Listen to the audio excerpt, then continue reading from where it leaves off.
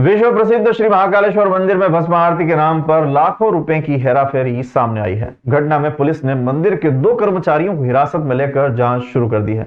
मामले में कलेक्टर नीरज कुमार सिंह ने कहा है कि धांधली में अधिकारी भी शामिल हो सकते हैं।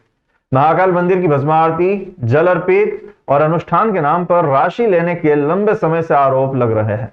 बाहर के 10 श्रद्धालुओं से हजारों रुपए लेने का मामला सामने आने के बाद कलेक्टर ने जांच की है। पता चला है कि सफाई व्यवस्था प्रभारी विनोद चौक से और सभा मंडप में दर्शन व्यवस्था प्रभारी राकेश श्रीवास्तव दर्शन के नाम पर श्रद्धालुओं से ऑनलाइन अपने खाते में रुपए ट्रांसफर करवाते हैं। जानकारी के बाद दोनों को महाकाल थाने में ले जाकर घंटों पूछताछ कर उनके बैंक अकाउंट्स खंगाले गए। दोनों के अकाउंट्स में लाखों रुपए के ट्रांजैक्शन सामने आए हैं। अब प्रशासन मामले में एफआईआर की तैयारी कर रहा है। कलेक्टर नीरज कुमार सिंह ने कहा है कि गुरुवार को श्रद्धालुओं से रुपए लेने की जांच की गई तो पता चला अन्य कर्मचारी भी राशि लेकर श्रद्धालुओं को दर्शन करा रहे हैं। नाम सामने आने के बाद 2 कर्मचारियों से पूछताछ भी की गई है। उनके खाते में ट्रांजैक्शन भी सामने आए हैं। उनके परिवार और मंदिर अधिकारी भी मामले में लिप्त हो सकते हैं। मामले में फिलहाल 30 नवंबर से 18 दिसंबर तक के सीसीटीवी फुटेज भी निकाले जा रहे हैं। इसी में गड़बड़ी सामने आ गई। अब तक लाखों का मामला सामने आ चुका है। घोटाले की राशि बढ़ सकती है। जांच के बाद एफआईआर दर्ज की जाएगी। कुछ शिकायतें प्राप्त हुई थी और कल कुछ लोगों को इस पे पकड़ा भी था कि मंदिर में कुछ राशियां लेकर के दर्शन कराए जा रहे थे। तो उसके बाद जो चीज़ें उभर के आई उसमें 2 कर्मचारियों को हिरासत में लेकर के पूछताछ भी की गई और पूछताछ में काफ़ी ट्रांजैक्शंस भी प्राप्त हुए हैं और जो डेटा है उससे भी स्पष्ट हो रहा है कि कई जगहों पर राशि लेके दर्शन कराए गए हैं। तो इसमें अभी पुलिस पूरी जांच कर रही है। जो भी दोषी हैं उनके खिलाफ एफआईआर दर्ज किस प्रकार करते हैं सर? ये जो कई लोगों को दर्शन के नाम पर जो रसीद कटनी चाहिए वो बिना रसीद कटाए और अधिक राशि लेकर के ले जा कर के विभिन्न मार्गों से, कभी नंदी हॉल से, कभी फर्स्ट बैरिकेड से दर्शन कराए जाते हैं। ये दर्शन की राशि की बात हो रही है। जो दर्शन की राशि मंदिर में आनी चाहिए थी वो प्राप्त नहीं हुई है और इसकी पूरी विस्तृत जांच अब पुलिस कर रही है। सर टोटल के जो सीसीटीवी कैमरे वगैरह हैं उसकी भी फुटेज ली जा रही है ताकि एग्जैक्ट एसेस हो सके कि कितने लोगों को इस प्रकार से दर्शन। अभी 2 कर्मचारियों से पूछताछ चल रही है लेकिन इस संभावना से इनकार नहीं किया जा सकता कि इसमें और भी लोग। ये उनकी जाँच में आएगा कि किस प्रकार से पूरा किया जा रहा था और अगर ऐसा चल रहा था तो वहाँ पर जो भी प्रशासनिक कंट्रोल होना था, जो लोग जिम्मेदार थे, जो कर्मचारी हैं, उनके परिवारों में भी कुछ ट्रांजैक्शंस मिले हैं। तो कुल मिलाकर के इसमें पूरी जांच हो रही है और जल्दी इसमें एफआईआर भी दर्ज होगी। उज्जैन में गुरुवार दोपहर में कोतवाली थाना अंतर्गत कोयला फाटक क्षेत्र में ऑटो चालक सागर सिंह निवासी मोहन नगर की चाकू मारकर हत्या कर दी गई। पुलिस को घायल के पड़े होने की सूचना मिली थी। इस पर पुलिस ने स्थल पर पहुंचकर उसे चरक अस्पताल में भर्ती कराया था। कोतवाली थाना पुलिस ने मर्ग कायम कर जांच शुरू कर दी है। पोस्टमार्टम रिपोर्ट आने के आधार पर ही हत्या का प्रकरण दर्ज किया जाएगा। सीएसपी ओपी मिश्रा ने बताया कि गुरुवार दोपहर को पुलिस को कोयला फाटक के नजदीक घायल के पड़े होने की सूचना मिली थी। इस पर थाना पुलिस ने पहुंचकर घायल को अस्पताल में भर्ती करवाया था। इस दौरान अधिक रक्तस्राव के कारण युवक की मौत हो गई। युवक की पहचान सागर सिंह पिता कालू राम सोधिया के रूप में की गई है। पुलिस ने घटनास्थल के पास से सीसीटीवी भी खंगाले हैं जिसमें 2 संदिग्ध दिखाई दे रहे हैं, लेकिन फुटेज कुछ दूरी के कारण होने से स्पष्ट नहीं नजर आ रहा है। युवक को उसकी ऑटो से कुछ ही दूरी पर बुलाकर चाकू मारे गए हैं। उसकी ऑटो में कहीं भी रक्त नहीं मिला है। मृतक के भी करीब 10-12 आपराधिक रिकॉर्ड सामने आए हैं। इसके चलते पुलिस उसके विरोधी पक्ष जिनसे उसके विवाद है उनकी खाना तलाशी शुरू कर रही है। मृतक का पोस्टमार्टम शुक्रवार को हुआ। रिपोर्ट के आधार पर पुलिस हत्या का प्रकरण दर्ज करेगी। ये थाना कोतवाली क्षेत्र में कोयला फाटक के पास में एक युवक घायल अवस्था में मिला था जिसके पैर और शरीर के अन्य पार्ट में चाकू के निशान थे। उसको चरक हॉस्पिटल में भर्ती करवाया गया था। इलाज के दौरान उसकी डेथ हो गई है। उसको मॉर्चरी रूम में रखा गया है। इसके अलावा थाना कोतवाली से और क्राइम ब्रांच से टीमें तैयार करके संबंधित कैमरे चेक करने के लिए रवाना की गई हैं। अभी घटना में कौन कौन शामिल थे इसके बारे में जांच की जा रही है। अभी आरोपी और जो मृतक है उनके बीच में क्या विवाद था आरोपी के मिलने के बाद ही इस बारे में जानकारी मिल पाएगी। अभी इस विषय में जांच चल रही है। जिसकी मौत हुई, क्या नाम है उनका? जिसकी मौत हुई है उसका नाम सागर है और यहाँ पर मोहन नगर क्षेत्र का रहने वाला है। टीडीपी नेता की महाकालेश्वर मंदिर के गर्भगृह में पूजन अर्चन तस्वीर सोशल मीडिया पर वायरल होने पर दोषी लोगों पर कड़ी कार्रवाई होने की बात कही जा रही है। महाकालेश्वर मंदिर समिति के अध्यक्ष कलेक्टर नीरज कुमार सिंह ने उक्त मामले को गंभीरता से लिया है। उनका कहना है कि इस मामले में जांच एसडीएम से कराई जा रही है और यदि कोई दोषी पाया गया तो उसे निलंबित किया जाएगा। इस मामले में 2-3 कर्मचारियों पर गाज गिर सकती है। हालांकि मंदिर के नंदी मंडपम और गर्भगृह में किसी भी प्रोटोकॉल के तहत दर्शन किए गए हों, लेकिन फोटो खिंचवाना प्रतिबंधित है। एक फ़ोटो वायरल हो रहा है जिसमें कि कुछ गर्भगृह के दर्शन का मसला है। इसमें मंदिर समिति से अभी रिपोर्ट मांगी है और जो है यहाँ पे एसडीएम को जांच दी है कि पूरा जांच करके बताएं कि आखिर किस प्रकार से हुआ। उज्जैन में बीती रात राजरायल कॉलोनी में रहने वाले पत्रकार के घर पर अज्ञात बदमाशों ने पथराव किया। आरोपी जान से मारने की धमकी देकर फरार हो गए। घटना का वीडियो भी सामने आया है जिसमें आधा दर्जन से अधिक बदमाश पथराव करते नजर आ रहे हैं। पुलिस सीसीटीवी के आधार पर जांच कर रही है। पत्रकार ऋषि शर्मा ने बताया कि गुरुवार रात करीब 11:30 बजे राजरायल कॉलोनी स्थित अपने घर पर वो था। इस दौरान 3 बाइक पर सवार आधा दर्जन बदमाश वहां पहुंचे। उनके हाथ में थैला भरकर पत्थर थे। उन्होंने आते ही गालियां देना शुरू कर दिया। इसके बाद सभी ने घर पर पत्थर बरसाए। 2 बदमाश सीसीटीवी पर पत्थर मारते हुए नजर आए। हालांकि पूरी घटना सीसीटीवी में कैद है। इस दौरान घर में सचिन राय और कृष्णा यादव भी थे जिन्होंने घटना देखी। बदमाश जाते समय जान से मारने की धमकी भी देकर गए। चिमनगंज मंडी पुलिस ने अज्ञात हमलावरों के खिलाफ मामला दर्ज कर जांच शुरू कर दी है। भाजपा युवा मोर्चा नगर द्वारा राहुल गांधी का कंठाल चौराहे पर पुतला दहन कर अपना विरोध प्रदर्शन किया गया। कांग्रेस द्वारा डॉक्टर भीमराव अंबेडकर व संविधान का अपमान करने एवं संसद के बाहर भाजपा के सांसदों के साथ अभद्र व्यवहार करने के विरोध में भाजपा युवा मोर्चा नगर उज्जैन द्वारा नगर अध्यक्ष हर्षवर्धन सिंह कुशवाहा के नेतृत्व में कंठाल चौराहे पर कांग्रेस नेता राहुल गांधी का पुतला दहन कर विरोध प्रदर्शन किया गया, जिसमें समस्त भाजपा युवा मोर्चा नगर के पदाधिकारी एवं भारतीय जनता पार्टी नगर के कार्यकर्ता उपस्थित थे। इस अवसर पर उपस्थित पदाधिकारी एवं कार्यकर्ताओं ने राहुल गांधी द्वारा संविधान का अपमान करने पर लोकसभा स्पीकर से राहुल गांधी की सदस्यता निरस्त करने की मांग की। संविधान का अपमान भारतीय जनता पार्टी किसी भी स्थिति में बर्दाश्त नहीं करेगी। इस अवसर पर निगम सभापति कलावती यादव, जिला अध्यक्ष हर्षवर्धन सिंह कुशवाहा, जगदीश पांचाल, आनंद खींची, पंकज मिश्रा, गब्बर भाटी, विजय कुशवाहा, सुशील श्रीवास, प्रदेश मंत्री अमय आपटे, जयंत गरुड़, समस्त भाजपा नवनियुक्त मंडल अध्यक्ष सहित कार्यकर्ता उपस्थित थे।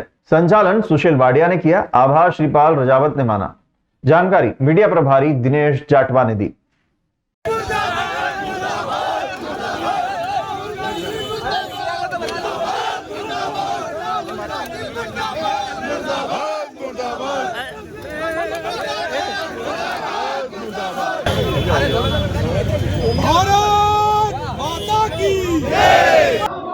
आज भारतीय जनता पार्टी युवा मोर्चा के नेतृत्व में राहुल गांधी का पुतला दहन यहाँ पर कंठाल चौराहे पर किया गया है। निश्चित रूप से कल सदन में जो हुआ है और हमारे देश के यशस्वी गृह मंत्री माननीय अमित शाह जी के कथन को मीडिया के सामने सोशल मीडिया में तोड़ मरोड़ कर और एक जो वीडियो जारी किया गया है उससे जनता में और नागरिकों में भ्रम की स्थिति पैदा करने का कांग्रेस ने काम किया है। निश्चित रूप से ऐसी स्थिति कांग्रेस हमेशा से करती आई है। उन्होंने हमेशा से श्रद्धेय अंबेडकर जी को अपमान करने में कोई कसर नहीं छोड़ी है। लेकिन जब भारतीय जनता पार्टी के लोग अंबेडकर जी के सम्मान में उनके पंचतीर्थ बनाकर उनके जितने भी स्थान हैं उनके स्मारकों को भव्य स्मारक बनाकर और समय समय पर उनके प्रति सम्मान ज्ञापित कर अम्बेडकर जी को हमेशा सम्मान देने का काम भारतीय जनता पार्टी ने किया है।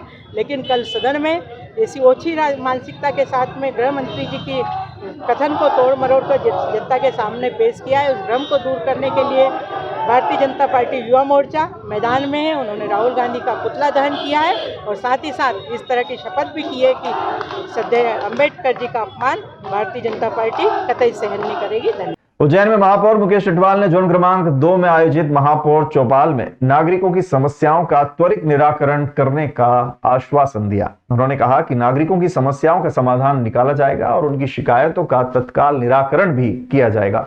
महापौर चौपाल में नागरिकों ने अपनी समस्याएं और शिकायतें रखी। महापौर मुकेश टिटवाल ने उनकी समस्याओं का समाधान निकालने के लिए संबंधित अधिकारियों को निर्देश दिए। महापौर चौपाल में वार्ड क्रमांक 20 निवासी आनंदी लाल ने पड़ोसी द्वारा गैलरी बनाकर किए गए अवैध निर्माण को हटाए जाने, जयप्रकाश शर्मा द्वारा कंठाल चौराहे से गोपाल मंदिर तक के अतिक्रमण हटाए जाने, कस्तूरी बाग कॉलोनी निवासी विनय मेहता द्वारा पेयजल व्यवस्था किए जाने एवं उद्यान का रखरखाव किए जाने सहित अन्य समस्याओं का तत्काल निराकरण किए जाने हेतु संबंधित अधिकारियों को निर्देशित किया गया। महापौर चौपाल में जोन क्रमांक 3 निजातपुरा गली नंबर 3 के निवासियों द्वारा क्षेत्रीय पार्षद एवं MIC सदस्य डॉक्टर योगेश्वरी राठौर के साथ निजातपुरा का नाम बदलकर महाराणा प्रताप नगर किए जाने की मांग की गई, जिस पर महापौर मुकेश टिटवाल द्वारा संबंधित अधिकारियों को प्राप्त आवेदन के क्रम में आवश्यक प्रस्ताव तैयार कर MIC में प्रस्तुत किए जाने के निर्देश दिए गए। महापौर चौपाल में MIC सदस्य शिवेंद्र तिवारी, दुर्गा शक्ति सिंह चौधरी, प्रकाश शर्मा, डॉक्टर योगेश्वरी राठौर, कैलाश प्रजापत, जोन अध्यक्ष विजय सिंह कुशवाहा, पार्षद राजेश बाथम, पंकज चौधरी, माया राजेश त्रिवेदी उपस्थित थे। आज जोन क्रमांक 2 में हमारी महापौर चौपाल थी। इस चौपाल में जितने भी हमारे नागरिक बंधु को समस्या निकल पाए थे, कुछ समस्याओं को हमने तुरंत निराकरण किया है। कुछ लोगों को पात्रता पर्ची तुरंत बनवा करके दिया है, नामांकन भी तुरंत करवाया है। साथ ही सड़क की समस्या, नाली की समस्या, सफाई की समस्या, पानी की समस्या, इन अधिकतर समस्याओं को निकल किया है। और बाकी जो निर्माण वाली चीजें हैं उनको लेकर के हमने उनकी शिकायतें नोट की, उनको जल्दी निराकरण करेंगे। उज्जैन में सर्वधर्म मददगार सोसाइटी हर साल की तरह इस साल भी जनहित के कार्य में लगी हुई है। सोसाइटी की पहल पर चाइना डोर से होने वाले हादसों से बचाव के लिए तार बांधने का काम जारी है। सोसाइटी के संरक्षक आबिद अली मीर साहब की दुआएं इस कार्य में साथ दे रही है। तार बांधने का कार्य विगत 10 वर्षों से लगातार जारी है। सोसाइटी की कोशिश है कि शहर के सभी ब्रिजों पर तार लगाए जाएं, जिससे हमारे शहर में चाइना डोर से किसी भी प्रकार की जनहानि न हो। सोसाइटी ने शहरवासियों से अपील की है कि चाइना डोर का इस्तेमाल बंद करके जिम्मेदार शहरी होने का फर्ज अदा करें। बता दें कि चाइना डोर से पूर्व में कई घटनाएं घटित हो चुकी है। चाइना डोर से उज्जैन में कई मौतें भी हो चुकी है और कई लोग घायल भी हुए हैं। कल भी एक युवक चाइना डोर की चपेट में आकर घायल हो गया। इस कार्य में सोसाइटी के जिम्मेदार साथी आशिक हुसैन, अच्छू भाई, शराफत शाह, सैयद उबैद अली, अरशद खान, राजा नागौरी, हीरा भाई नागौरी मौजूद थे। सोसाइटी अध्यक्ष आशिक हुसैन ने इस कार्य में सहयोग प्रदान करने के लिए पुलिस प्रशासन और नगर निगम का शुक्रिया अदा किया।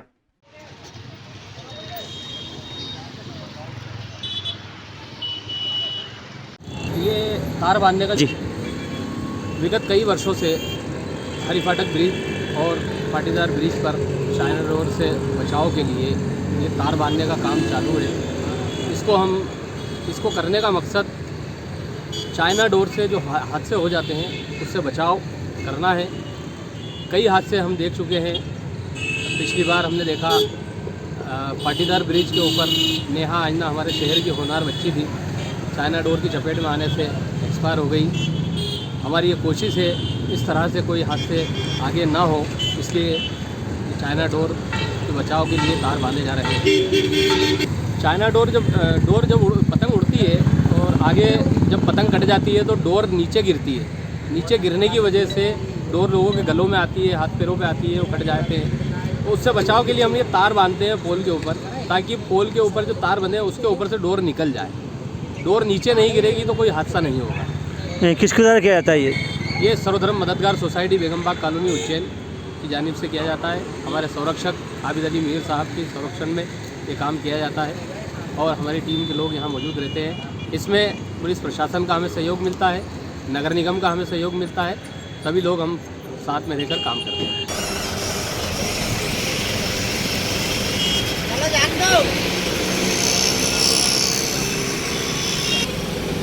हरी फाटक और ब्रिज और पाटीदार ब्रिज पर हमेशा तार बांधने का काम करती है। लघु उद्योग भारती के अध्यक्ष गिरीश जायसवाल ने बताया कि संगठन द्वारा समय समय पर मुख्यमंत्री और MSME मंत्री के समक्ष सूक्ष्म एवं लघु उद्योगों के विषयों को रखा जाता है। उन्होंने कहा कि मध्य प्रदेश सरकार द्वारा प्रदेश में छोटे छोटे उद्यमियों पर फायर एनओसी की बाध्यता लागू की गई है, जिस पर 1 जनवरी से प्रतिदिन के हिसाब से आर्थिक दंड का प्रावधान भी किया गया है।